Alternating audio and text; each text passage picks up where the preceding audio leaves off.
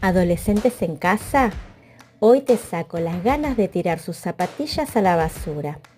Vamos a necesitar bicarbonato de sodio y suavizante para ropa.